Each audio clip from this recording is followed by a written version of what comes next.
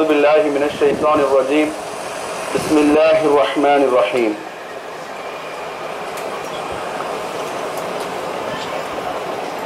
إن في خلق السماوات والأرض واختلاف الليل والنهار لآيات لأولي الألباب وقال نبينا عليه الصلاة والسلام إن أحدكم يجمع خلقه في بطن أمه 40 يوما نطفة ثم يكون علقة مثل ذلك ثم يكون مضغة مثل ذلك ثم يرسل إليه الملك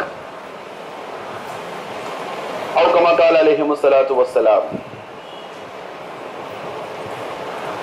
அளவிலா அருளும் அழகிலா அன்பும் நெருகு பெருகி காக்கிற அல்லாஹ் ஒருவனுக்கே புகழளித்தும் உரித்தாகட்டுமாக.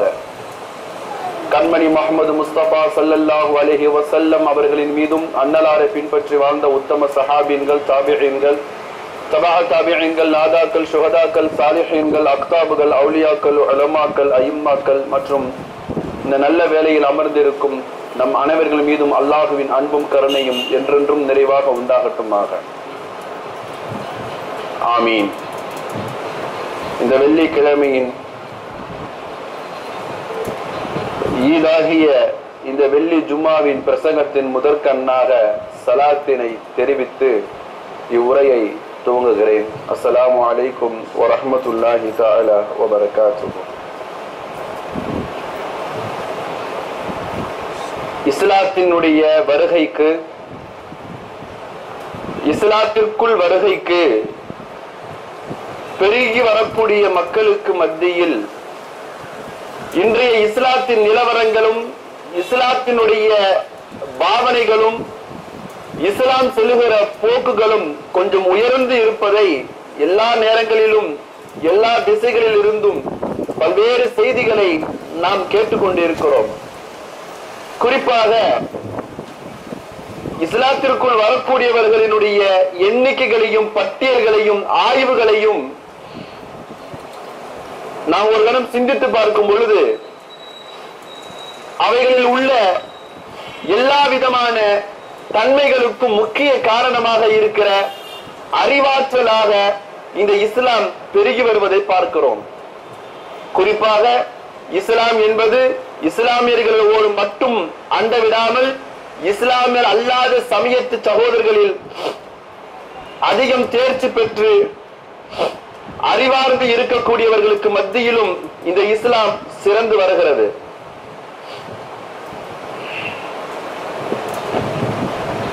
இஸ்லாத்தினுடைய சிறப்பு அம்சங்கள் கவரக்கூடியவர்களும் ஈர்க்கக்கூடியவர்களும் படித்தவர்களா அல்லது பாமரர்களா என்று பார்க்கும் பொழுது அதிகமாக படித்தவர்கள் தானே இதற்குள்ளே வருகிறார்கள். அதிகமான ஒரு நல்ல இடத்தில் தன்னுடைய ஆட்டத்தையும் தன்னுடைய தளத்தையும் நிலைத்து வைக்கும் பொழுது அந்த ஆட்டத்தில் இருந்து வெளியே வரக்கூடியவர்கள் எல்லாம் இன்று இஸ்லாத்தை ஏற்றுக்கொள்ளக்கூடிய தன்மைகளை நாம் பார்க்கிறோம். இஸ்லாத்தை எல்லாம் ஏற்பவர்களும் இஸ்லாத்திற்குள் வருவதும் இது நியதி என்று இருந்தாலும் இவர்கள் ஒருபோது எந்த கணத்திலும் நல்ல கூர்மையாக தங்கள் சிந்தனைகளை செலுத்தினால், குறிப்பாக தங்கள் அறிவாற்றல்களை செலுத்தினால் கண்டிப்பாக இஸ்லாத்தின் பக்கம் ஈர்க்கப்படுவார்கள். நாம் அதைத்தான் சொல்ல வருகிறோம். அறிவியல் என்பதும் ஆன்மீகம் என்பதும் இரண்டிற்குள் ஒன்றை வைத்தாலும் கூட இங்கு ஆன்மீகத்தை தான் 100% நாங்கள் சரி என்போம். அறிவியல் என்பது ஆன்மீகத்தின் ஒரு பகுதி என்று தான் நாங்கள் சொல்லுவோம். ஆனால் அறிவியலே வேண்டாம் என்று சொல்லக்கூடிய நஸ்ரானிகளுக்கு மத்தியில் நாம் எல்லோருக்கும் தெரியும், படித்தவர்களின் அதிகம் ஈர்ப்பு இந்த இஸ்லாத்தில் இருந்தாலும் இந்த கிறிஸ்தவர்களுக்கு மத்தியில் ஒன்று இருக்கிறது. என்ன தெரியுமா? அங்கு படிக்குவது என்பது ஒரு குறிப்பிட்ட அளவு, அறிவு ஆற்றல் என்பதும் அறிவியல் என்பதும் அவர்களிடமிருந்து ஏற்றுக்கொள்ள முடியாது. அதிகமாக நீங்கள் அறிவாற்றல்களும் அறிவியல்களும் நீங்கள் ஏற்றுக்கொள்ளவும் முடியாது, அதை கற்றுக்கொள்ளவும் தடை. அறிவியலின் பக்கம் உங்களுடைய கவனத்தை திருப்ப வேண்டாம் என்கிறக்கூடிய சமயத்திற்கு மத்தியில் இஸ்லாம் ஒரு மாபெரும் புரட்சியை கொண்டு தான் கடந்த 1400 ஆண்டுகளாக நமக்கு மத்தியில் வந்து சேர்ந்து இருக்கிறது என்பதை விளங்கிக் கொள்ள வேண்டும். அல்லாஹ்வின் அன்பிற்கிறவர்களே, குறிப்பாக நாம் சொல்ல வரக்கூடிய இவர்களுடைய கோட்பாடுகள், நசரானிகளுடைய கோட்பாடுகள், அறிவியல் வேண்டாம் என்று சொல்வதற்கு பல்வேறு காரணங்கள் உண்டு இல்லையா? நமது ஈசாவை அவர்கள் இயேசு என்று சொல்லியிருந்தாலும் கூட காரணங்களில் வரக்கூடிய முதலாக நமக்கு நடந்த ஒரு நிகழ்ச்சி ஞாபகம் வருகிறது. ஹஜ்ரத் ஆதம் அலைஹிஸ்ஸலாத்து வஸ்ஸலாம் அவர்களுடைய அந்த மரத்துக்கு பக்கம் அவர்கள் போகும் பொழுது அல்லாஹ் மரத்தின் பக்கம் போக வேண்டாம் என்று தடை செய்தால் மீண்டும் அந்த தடையை மீறியும் போனால் என்ன என்று தங்களுடைய அறிவை அங்கு பயன்படுத்த ஆரம்பித்தார்கள் இல்லையா? இவர்கள் சொல்வது அதுதான். ஆதி மகனாக இருந்தாலும் அவன் முதலில் தன் அறிவை பயன்படுத்தினால்தான் உலகத்திற்கு சாபமாக வந்து அமைந்தான் என்பதனால் இவைகள் வேண்டாம், அறிவியலே வேண்டாம் என்று ஒதுக்கப்படுகிறது. ஆனால் உலகத்தில் அறிவியலை கொண்டுதான் மனிதன் சிலர்க்கிறான் என்பதை நாம் விளங்கிக் கொள்ள வேண்டும் இல்லையா? அல்லமல் ஆத்மல் அஸ்மா குல்லஹா, ஆதமுக்கு அல்லாஹ் எல்லா இஸ்மகளையும் எல்லா பெயர்களையும் சொல்லிக் கொடுத்தான். ஒவ்வொரு வஸ்துக்களுக்கும் பெயரை சொல்லிக் கொடுத்தார். இறைவன் படைத்த எல்லா படைப்பைகளுடைய பெயர்களையும் அல்லாஹ் கற்றுக் கொடுத்தார். மலக்குகளுக்கும் இவனுக்கும் மத்தியில் உண்டான வித்தியாசம் மதிப்பு இந்த அறிவியலினால் தான் வருகிறது. இல்முனால் நான் உங்களிடம் சொல்ல வருவது உண்டு. விஷயம் என்னன்னா, பல விஷயங்களுக்கு நாம் டேர்ம்ஸ் பார்க்கிறோம். அரபியில் இருந்து ஆங்கில புலமைக்கு ஏதாவது டேர்ம்ஸ் இருக்கிறதா, நல்ல ஆங்கில வார்த்தை இருக்கிறதா என்று பார்த்தால் சயின்ஸ் என்கின்ற வார்த்தைக்கு ஆங்கிலத்தில் இருக்கிற வார்த்தைக்கு அரபு புலமையில் டேர்ம்ஸில் இல்மு என்று தான் சொல்லுகிறார்கள்.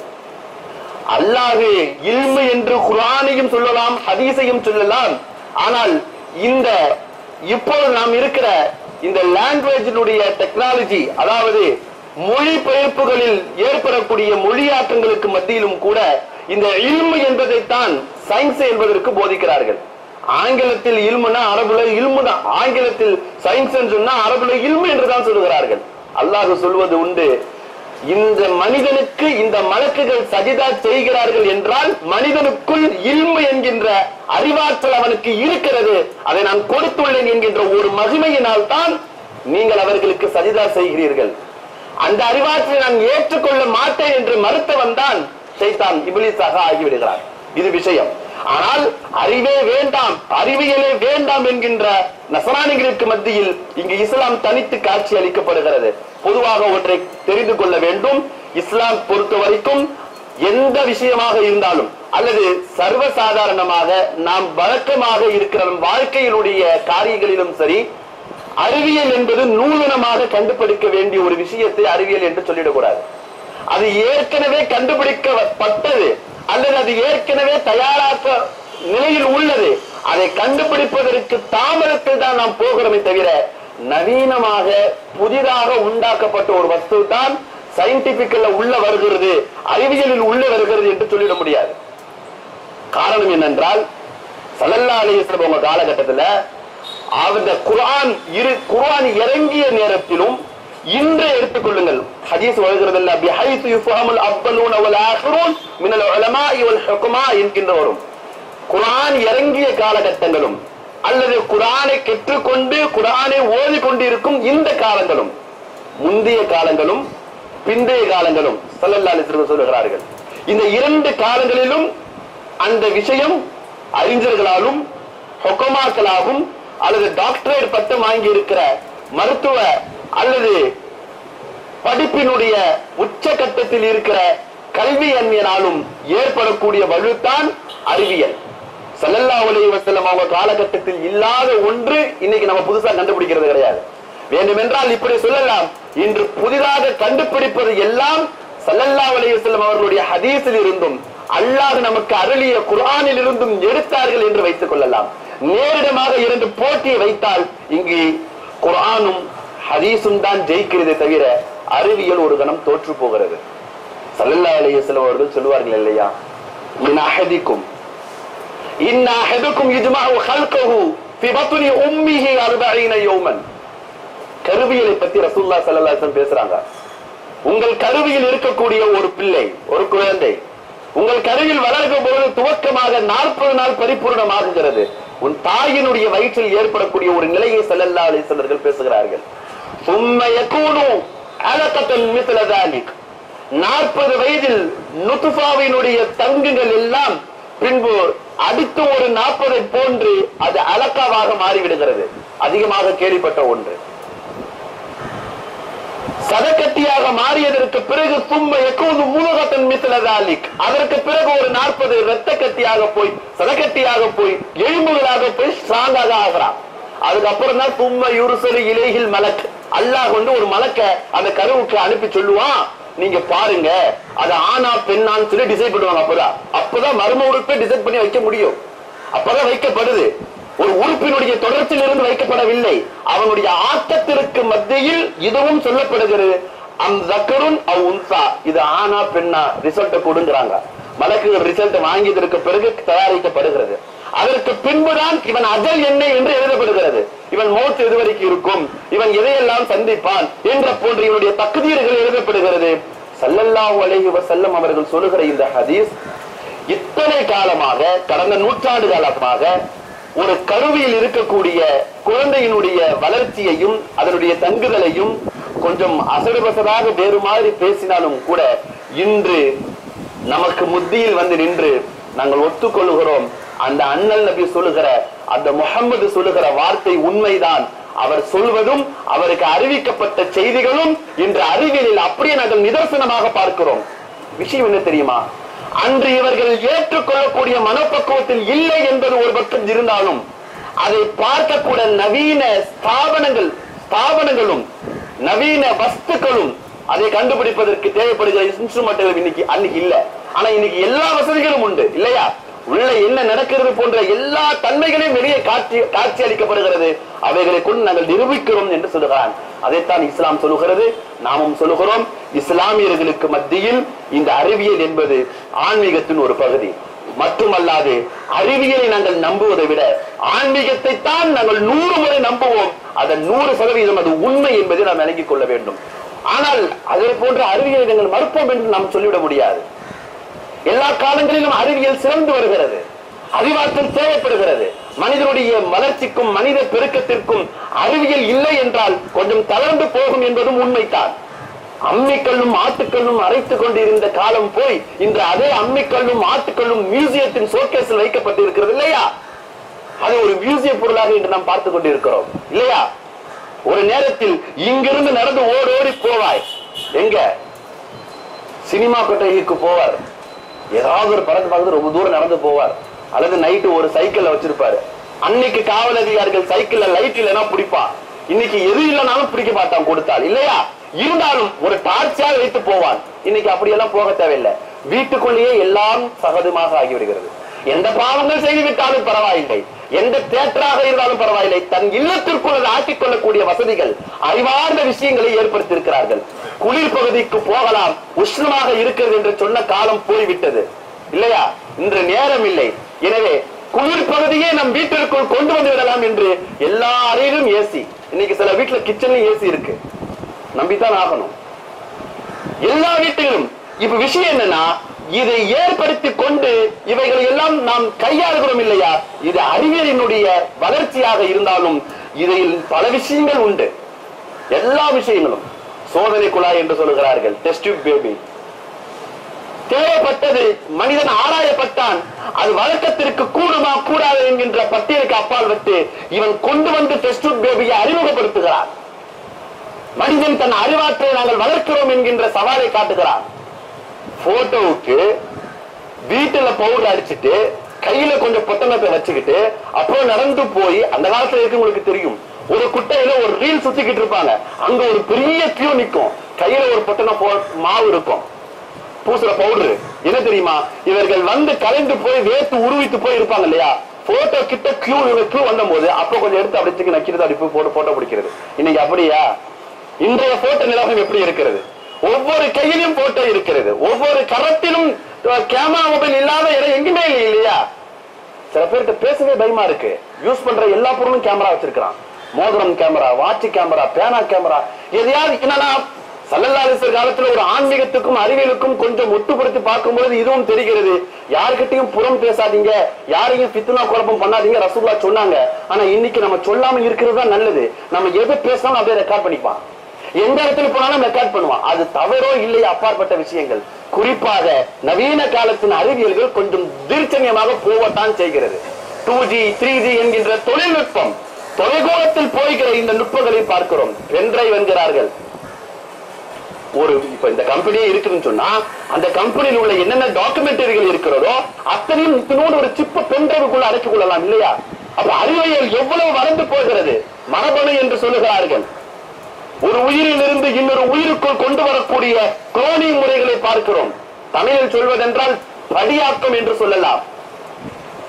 இவனுடைய உயிரில் இருக்கக்கூடிய அத்தனை செல்லையும் எடுத்து இவன் உயிரோடு இருந்தால் அப்படியே இருக்கிறான். செல்களை எல்லாம் திரட்டுகிறான். வெள்ளை அணுக்களையும் சிவப்பு அணுக்களையும் திரட்டுகிறான்.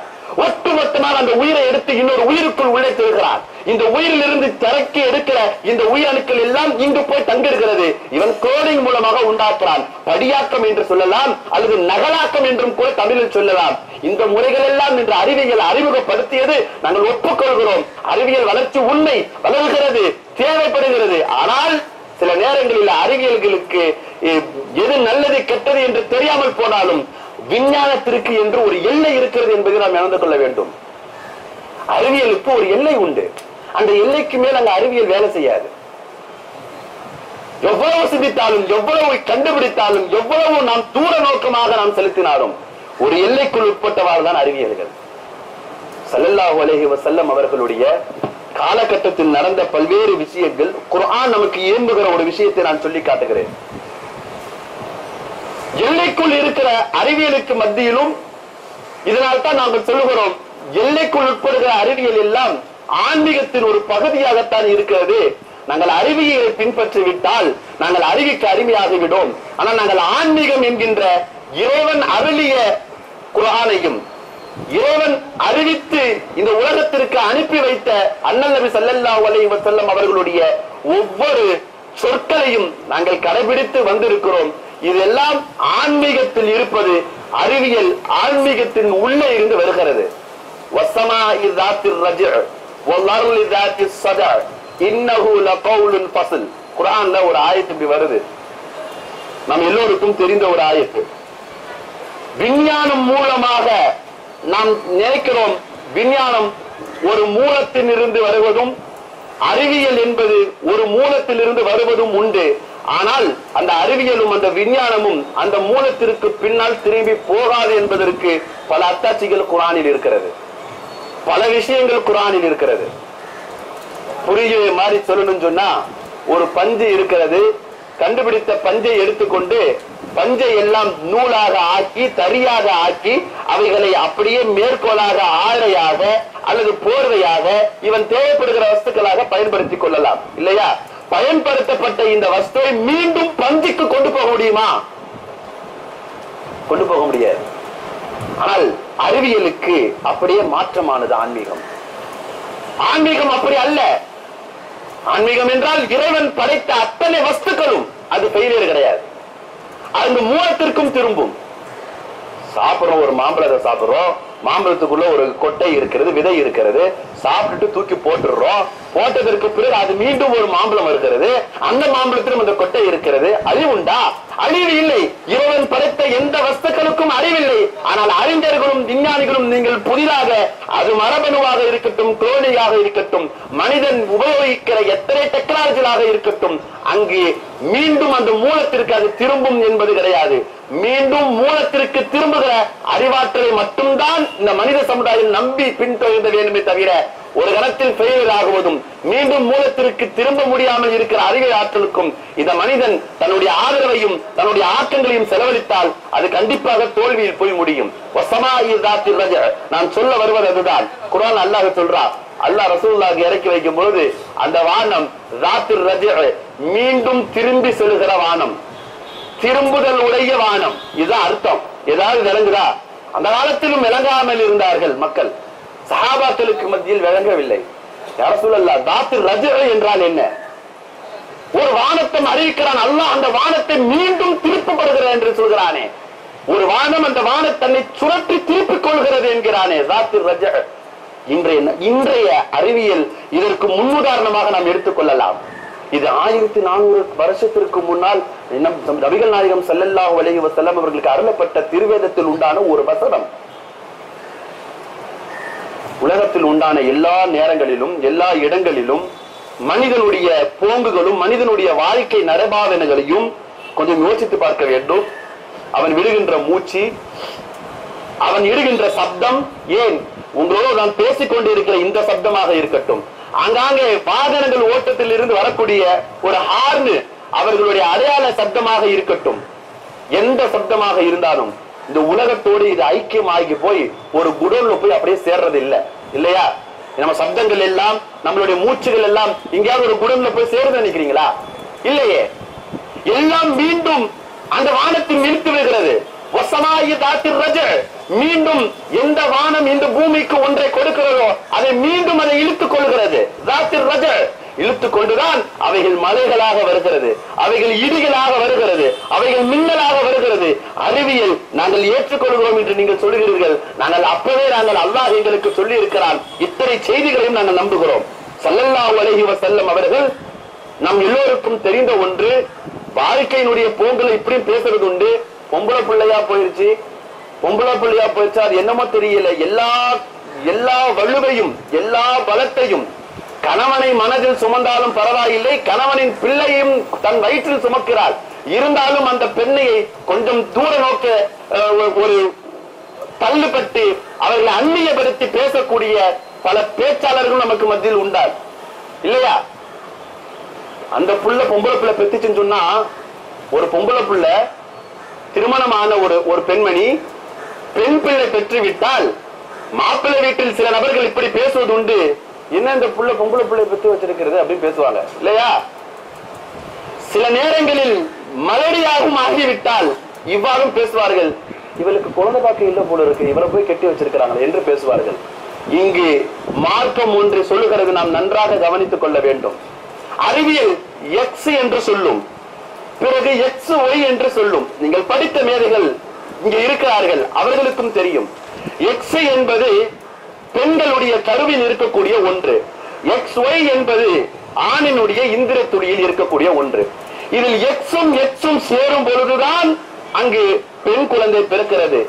ஆணினுடைய எக்ஸும் பெண்ணுடைய எக்ஸும் சேருகிறது. பெண்கிட்ட இருக்கிறது ஒரு எக்ஸ் தான், இங்க ஆண்கிட்ட இருக்கிறதா எக்ஸ் ஒய். எக்ஸ் மிதந்து போய் சேர்ந்தால் பெண் பிள்ளை பிறக்கிறது.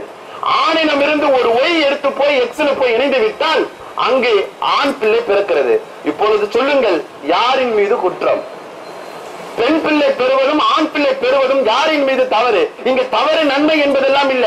அவர்களுடைய அறிவுபடிக்கு பார்த்தாலும் கூட ஆண் தான் அந்த பள்ளியை சுமக்க வேண்டுமே தவிர பெண் சுமக்க மாட்டாள். இது அறிவியல் சொல்வது உண்மையாக இருந்தாலும் நீங்கள் இப்பொழுது கண்டுபிடித்தீர்கள் இல்லையா? இங்கு அல்லாஹ் 1400 வருஷத்திற்கு முன்னால் சொல்லிவிட்டான், ஆணையும் பெண்ணும் இரண்டு ஜோடியை படைத்தவன் அந்த அல்லாஹ்.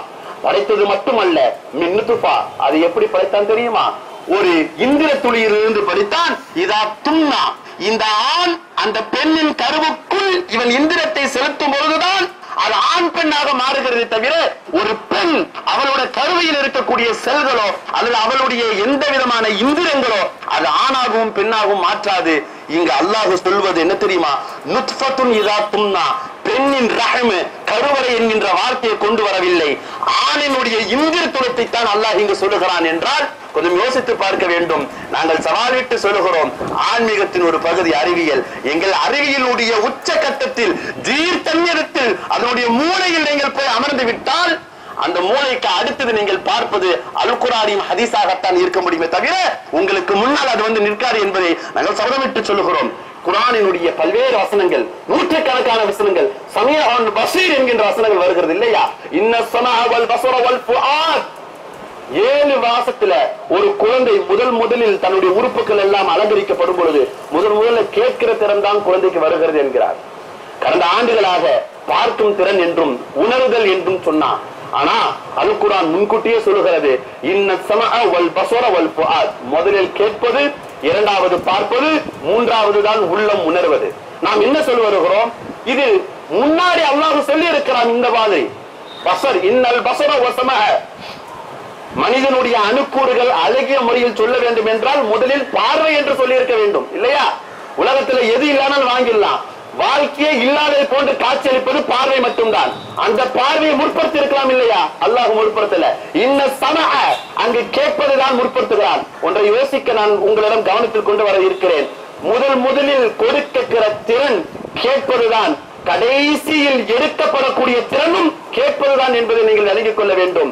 நான் அல்லாஹ்வை தான் வணங்குகிறேன், அவன் அழைக்கப்படுகின்ற அந்த அதானை நான் ஏற்றுக்கொள்கிறேன்.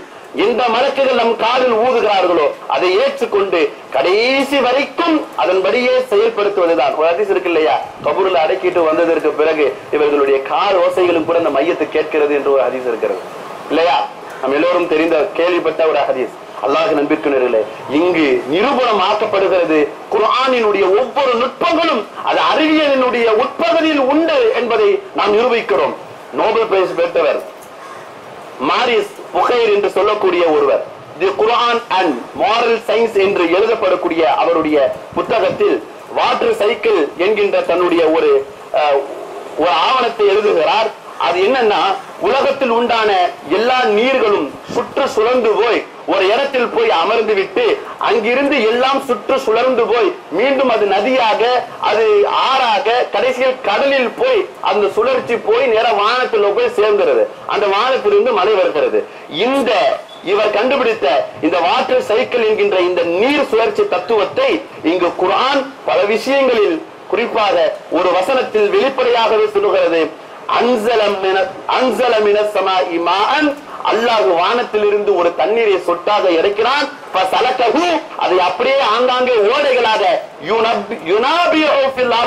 பூமியில் உள்ள ஓடைகளாக அப்படியே சுற்றி சுழல் வைத்து ஒரு இடத்தில் சேர்ந்து சூழ்ந்து சுழற்சியாக மீண்டும் அந்த வானத்தில் போய் சேர்கிறது.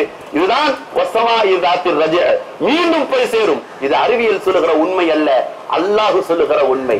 மனிதனுக்கு அவன் கற்றுக் கொடுக்கிற பாடம். அல்லாஹ் நம்பிக்கையினர்களே, ஆன்மீகத்தோடு கொஞ்சம் ஒப்பிட்டு பாருங்கள். எல்லா விதத்திலும் இன்னைக்கு போன் எடுத்து ஹலோன்னு சொல்லுகிறோம் இல்லையா? நபிகள் நாயகம் ஸல்லல்லாஹு அலைஹி வஸல்லம் ஹுபைப் ரலியல்லாஹு அன்ஹு அவர்கள் ஷாம் தேசத்தில் அங்கு தூக்கிலிட இருக்கிறார்கள்.